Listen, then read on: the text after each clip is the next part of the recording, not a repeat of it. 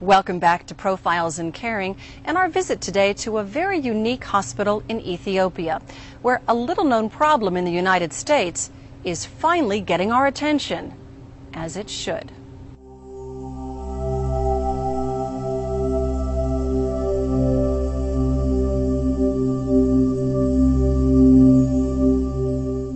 The Fistula Hospital in Addis, Ababa, Ethiopia provides corrective surgery and a new lease on life for hundreds of women a year.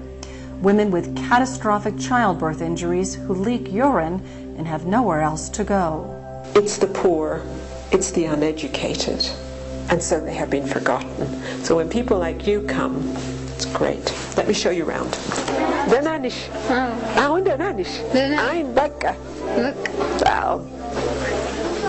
The hospital has an open floor plan, quite on purpose. Women sometimes share beds and always share stories. They've been ostracized and alone for so long that this hospital offers much needed emotional comfort.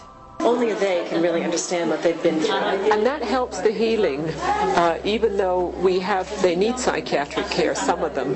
Just finding someone else that has the same problem as you do makes such a difference. Over on that side is one big room with 4 operating tables. The operation is done under spinal, so the patient sees everything and hears everything, but she also sees her other friends, so she's never alone.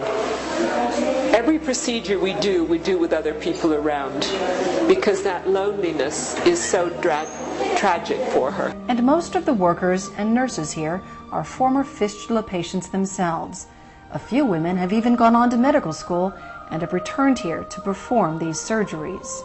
There's such a sense of joy and relief here. You can feel it. Yeah, it's just a lovely place. The support system is just a beautiful thing. These little girls that you see wandering around, the girl in blue up there, this one over here, they've all been previous patients, and they're so full of compassion towards their fellow sufferers that it's a beautiful thing to see. The Fistula Hospital also provides physical rehabilitation for women who have had nerve damage, a common complication that leads to a dropped foot. Use these children's toys to get the girls to, with their handicapped feet, to take their drop foot and to try and grab these and to put them around.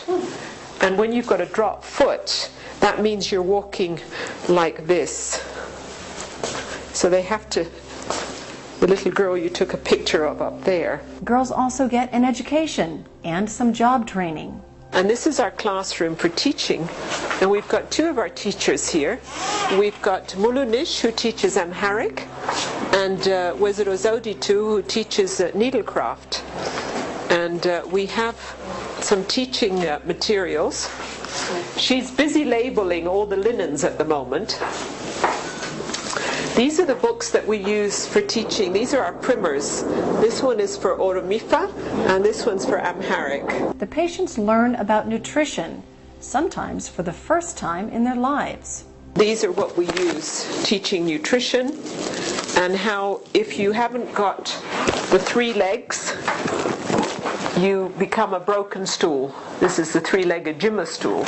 So you need your energy foods, your proteins, your building foods, and your vitamins so that you can be strong. So we teach all that. Patients are given a new dress and a new shawl when they're ready to leave. Who made that one with the squares? These are what the patients have been, so they've never knitted before, and people send us wool from all over the world, so we get them to knit either stretches or squares. And the work of rebuilding a woman's body and her self-esteem can take a very long time. This little girl has complete contractures of her knees and her hips, so she's literally sort of in this sort of position. And so she gets lots of food, energy foods. When she's standing upright, this was the maximum she could stand. So we just slowly worked on her. That was the outcome. And she went home after being operated, completely cured, and she walked home. She was carried in and she walked home. It can take us up to 2 years, but that's one thing we have. We have time. We're not in a hurry. And what we want is to help the girls. In 50 years, this place of hope and healing has changed more than 25,000 lives. Now she's had a fistula for almost 40 years and has just found out about us. Is she? Aisosh.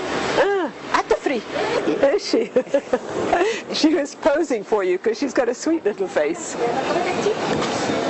What did she just say to you? I said, how are you? I'm here. I'm here. But you see, we've got some of these women that have had fistulas for 20 and 30 years. And they've only just found out about us. I mean, that's word of mouth. Radios cost batteries. And when you don't have a pair of shoes and there isn't enough food to eat, the price of batteries is beyond, and even the radio. Usually a village will have one radio and it's the men that listen to it. Is she? So it's all word of mouth. It's all word of mouth. And they find out and they come. And we turn no one away. But for women to get here can take years. Many fistula patients live in the most remote parts of Ethiopia. They beg, bus, and walk to get here. There was one woman when Eritrea was still part of Ethiopia. She put 10 years to get here. She would beg a little, keep the money, eat the food, get on the bus, sitting on a little tomato tin, throwing the urine out the window, and often she'd be thrown off the bus.